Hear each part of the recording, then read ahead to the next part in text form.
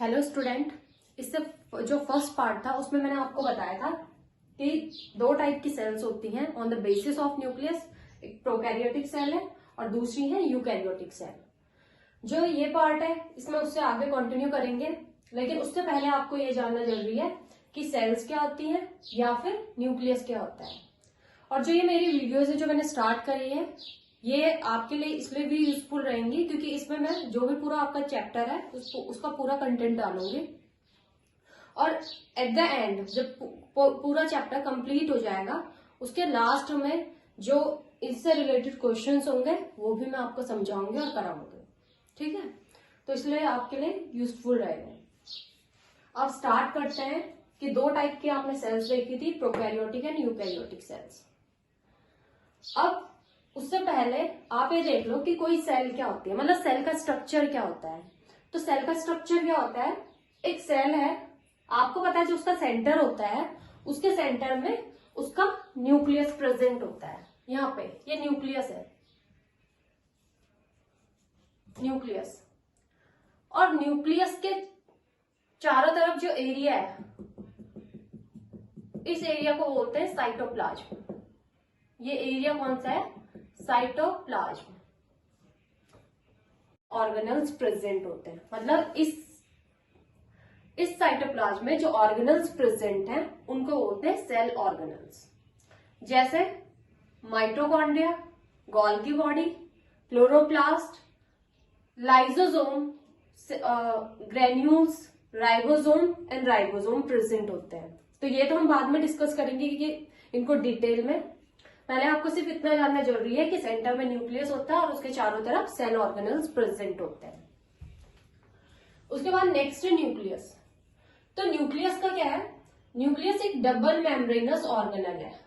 ये कैसा ऑर्गेनल है जिसमें डबल मेम्ब्रेन होती है, आउटर एंड इनर मेम्ब्रेन। तो ये मेम्ब्रेन होती है न्यूक्लियर मेम्ब्रेन और इसके अंदर होता क्या है, क्रोमेटिन फाइबर्स, जिसको हम बाद में क्या बन जाता है, क्रोमोसोम बन जाता है। ठीक है, तो ये न्यूक्लियस का है। अब उसी के इस न्यूक्लियस के बेसिस पे सेल को दो उसमें डिवाइड करा है। एक है प्रोकैरियोटिक सेल, दूसरा है यूकैरियोटिक सेल। तो फर्स्ट प्रोकैरियोटिक सेल की बात करते हैं।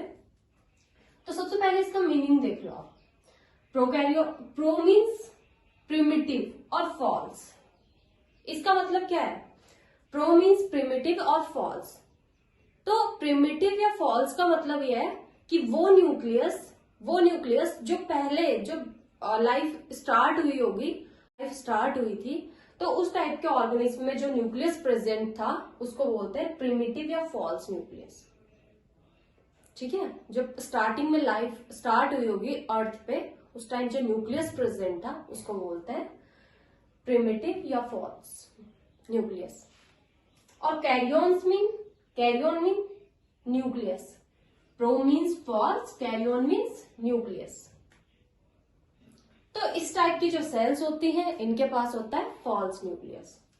अब इस टाइप की जो सेल्स है इनके पास फॉल्स न्यूक्लियस है, क्यों, due to absence of nuclear membrane around the nucleus. अब आपने ये न्यूक्लियस देखा ना, इस न्यूक्लियस के अगर चारों तरफ कोई मेम्ब्रेन नहीं प्रेजेंट है, ये जो न्यूक्लियर मेम्ब्रेन है अगर किसी भी न्यूक्लियस के चारों तरफ ये मेम्ब्रेन नहीं प्रेजेंट होती है तो ऐसे न्यूक्लियस को क्या बोलते हैं, फॉल्स न्यूक्लियस बोलते हैं। तो इस टाइप की सेल्स में भी इसी टाइप का न्यूक्लियस होता है। ठीक है, अभी मैं इसका डायग्राम बनाऊंगी, प्रोकैरियोटिक सेल का जो एग्जांपल है उसका डायग्राम बनाऊंगी तो आपको अच्छे से समझ आ जाएगा। तो आप ये समझ लो कि इस टाइप की जो सेल्स होती हैं उनके पास जो न्यूक्लियस होता है उसमें ये मेम्ब्रेन नहीं प्रेजेंट होती है, ये जो आउटर एंड इनर मेम्ब्रेन आपको दिख रही है। अब यूकैरियोटिक सेल्स की अगर बात करेंगे तो यूकैरियोटिक में क्या है, यू मीन्स ट्रू और एडवांस मतलब क्या हुआ, ये एडवांस का मतलब क्या हुआ, इस टाइप का न्यूक्लियस। किस टाइप का, जिसमें पूरी न्यूक्लियर मेम्ब्रेन भी प्रेजेंट है। ठीक है, इस टाइप का जो न्यूक्लियस होगा वो ट्रू न्यूक्लियस होगा। तो eukaryotic cells have true nucleus due to presence of nuclear membrane around the nucleus. तो जो यूकैरियोटिक सेल्स होती है इनके पास ट्रू न्यूक्लियस होता है, क्यों, क्योंकि उस न्यूक्लियस के बाहर न्यूक्लियर मेम्ब्रेन प्रेजेंट होती है। ठीक है, उसके बाद नेक्स्ट पॉइंट है all cell organelles are absent except ribosome. मतलब जितनी भी प्रोकैरियोटिक सेल्स होती हैं उनके पास सारे सेल ऑर्गेनल, जो ये सेल ऑर्गेनल आपको दिख रहे हैं, इसके अलावा और भी सेल ऑर्गेनल हैं, ठीक है, ये सारे सेल ऑर्गेनल अब्सेंट होते हैं। सिर्फ कौन प्रेजेंट होता है इनमें से? राइबोसोम। जो यहाँ पे आपको बताया था ये राइबोसोम है, जो ER के ऊपर होते हैं, ये राइबोसोम भी सेल ऑर्गेनल है, ये यहाँ पे प्रेजेंट है, बाकी सारे एब्सेंट है। लेकिन यूकैरियोटिक सेल में जितने सारे सेल ऑर्गेनल जो आपको यहाँ पे दिख रहे हैं, ये सारे प्रेजेंट होते हैं। उसके बाद जो इनमें राइबोसोम प्रेजेंट होता है वो राइबोसोम स्मॉल साइज का होता है, जैसे साइज में 70S। प्रोकैरियोटिक सेल में जो न्यूक्लियस जो राइबोसोम प्रेजेंट होते हैं, ये है बैक्टीरिया का डायग्राम, जो किसका एग्जाम्पल है? एक प्रोकैरियोटिक सेल का एग्जाम्पल है। कि बैक्टीरिया में एक आउटर कैप्सूल होता है जिसको प्रोटेक्ट करता है, उसके बाद सेल वॉल होती है और उसके बाद सेल मेम्ब्रेन होती है।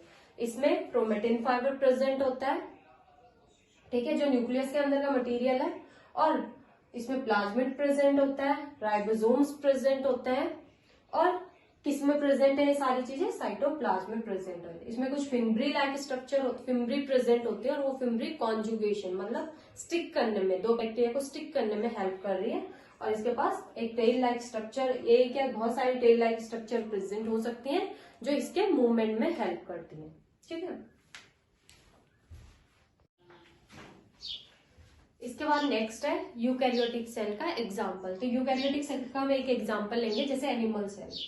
तो एनिमल सेल में फर्स्ट न्यूक्लियस प्रेजेंट है, और न्यूक्लियस कैसा है? ट्रू न्यूक्लियस, मींस उसके बाद आउटर मेम्ब्रेन प्रेजेंट है, क्योंकि आपको पता है ये यूकैरियोटिक सेल का एग्जाम्पल है, तो इसमें न्यूक्लियस ट्रू प्रेजेंट होगा, ठीक है। नेक्स्ट है सारे सेल ऑर्गेनल्स प्रेजेंट है, और वो सारे सेल ऑर्गेनल्स कैसे है? जैसे गोल्गी बॉडी प्रेजेंट है, माइटोकॉन्ड्रिया है, ग्रेन्यूल्स है, लाइसोसोम है, सेंट्रियोल्स है, वैक्यूल है, एंडोप्लाज्मिक रेटिकुलम, ये पूरा एंडोप्लाज्मिक रेटिकुलम है, और इस एंडोप्लाज्मिक रेटिकुलम के ऊपर राइबोसोम्स प्रेजेंट होते हैं, ठीक है। और जहां तक जिस एरिया तक ER के ऊपर एंडोप्लाज्मिक रेटिकुलम के ऊपर जिस एरिया तक राइबोसोम प्रेजेंट होते हैं वो होता है रफ एंडोप्लाज्मिक रेटिकुलम, और जो एरिया बिल्कुल खाली है जिसमें कोई राइबोसोम प्रेजेंट नहीं होता है उसको बोलते हैं स्मूथ एंडोप्लाज्मिक रेटिकुलम, ठीक है। और ये आउटर मेम्ब्रेन आपको दिख रही होगी, इसको बोलते हैं सेल मेम्ब्रेन, और इसमें जो फ्लूइड है, जिस फ्लूइड में सारी चीजें प्रेजेंट है, उसको बोलते हैं साइटोप्लाज्म। तो ये एनिमल सेल या यूकैरियोटिक सेल का एग्जाम्पल है। बाकी इन सब के जितने भी सेल ऑर्गेनल है, इन सब के जो फंक्शन है या जो स्ट्रक्चर है, इनको नेक्स्ट पार्ट में डिस्कस करेंगे। और दूसरा, एनिमल सेल और प्लांट सेल